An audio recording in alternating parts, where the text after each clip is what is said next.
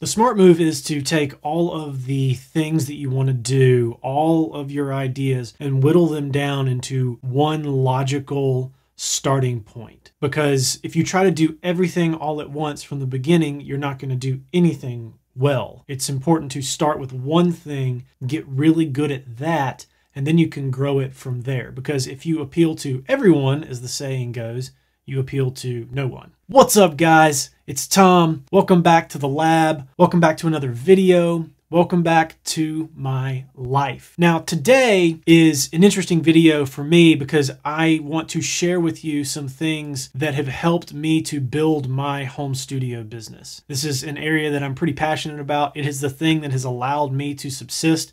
For the last 5 years, I came off the road and started a studio in my basement. And then over 5 years, I've managed to grow it into something that actually feeds my family. So I want to share with you a few methods that have worked for me over the past 5 years that I think can help you as well. Now, before we get into it, I want to remind you guys, as always, to subscribe, hit the like button, and hit the little bell icon so you don't miss any future videos. I hope to continue to bring you some content that you will enjoy and that will be beneficial. And as a side note, thank you to everyone who has done that already. We hit 1,000 subscribers not too long ago and then immediately catapulted to 1,500 subscribers. So I cannot overstate my gratitude for that. Thank you, thank you, thank you to everyone who has subscribed to my channel, liked a video, commented on a video, any engagement at all. I really, really appreciate it. So thank you guys. I love you. I'm very, very grateful. Moving on, let's get into it. 3 methods that have worked for me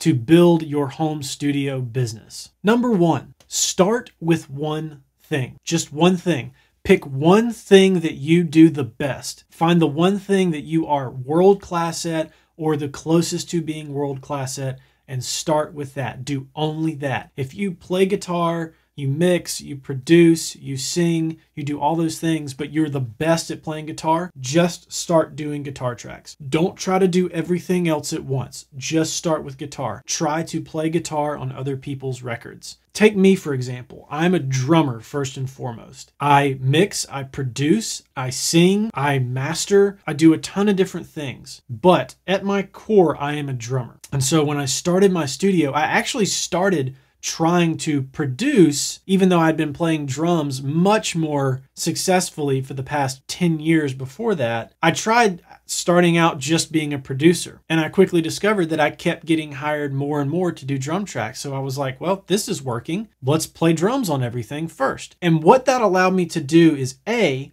got more business more quickly because I was more confident in my ability as a drummer than anything else. And B, it allowed me to upsell clients who needed additional help with sessions. A great example that happens to me very frequently is I will play drums on a song or a record for somebody, and then they will say, hey, do you know somebody who can help produce this? Or do you know somebody who can mix this? My response is usually, I can do that. I'd be glad to help you with that. I would love to help you with that. I like your song. I like working with you. And usually they go, awesome. I was really hoping for that because I know you through this process. I know that I can trust you and I trust your ear based on what I've heard from you already. So perfect. Let's do that. I cannot tell you how many times that happens. So start with your one thing. Figure out what your one thing is.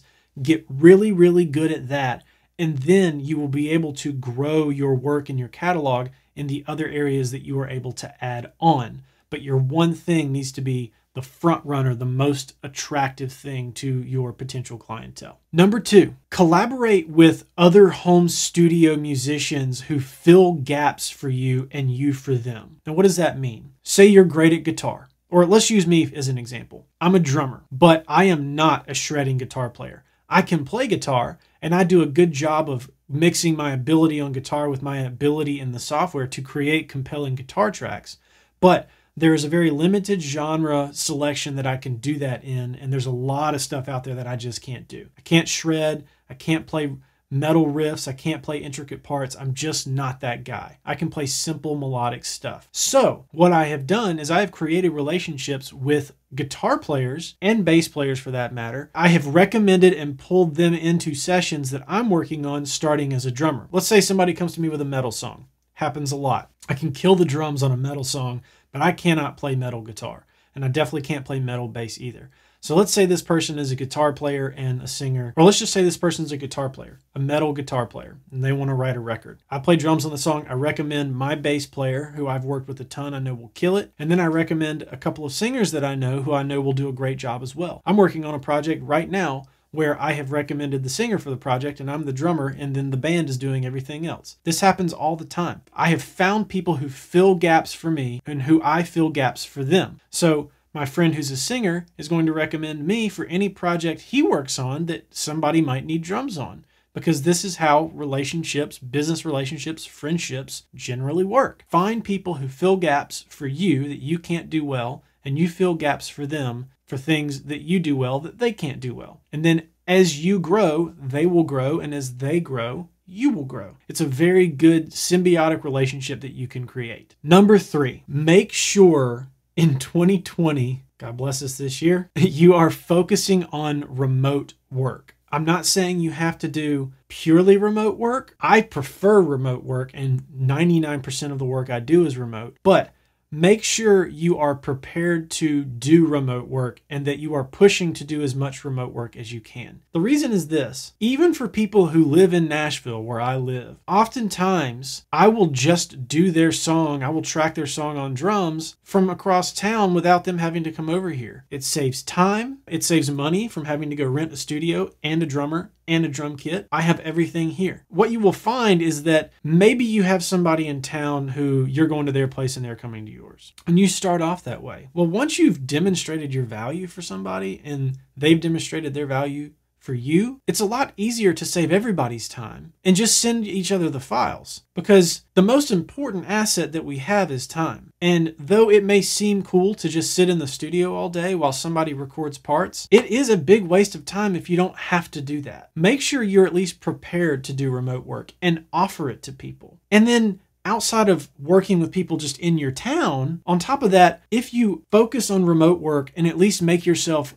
prepared to do remote work, the world opens up to you. That's what I did. It worked beautifully for me. I can't tell you how many musicians there are in Nashville, Tennessee. It's insanity. There are so many talented people here. I can compete with all of that, and I have, and I can get work, but the per capita amount of work I'm going to get in Nashville is much lower than, say, pick a city, Wichita, Kansas, Las Vegas, Nevada. I don't know. Just because everybody from the US either moves here or they move to LA or they move to New York. The demand and supply curve is completely out of whack compared to how it is in most other cities. And that's just in the US. You can expand globally. I work with clients in Dubai, Australia, China, you name it. I have clients all over the world because I learned how to be good at remote work. So make sure you are focusing some of your energy, I prefer most of your energy, on being able to work remotely. Well, that's it for this video. If there's anything I've missed, if there's anything that you think is a cool or good tactic to build your home studio business, maybe something you've tried that has worked for you, let me know in the comments section, share it with us. I'd love to talk about it. I would love to learn more about some effective strategies that maybe I don't even know about. I appreciate you guys watching this video. Thank you for being here.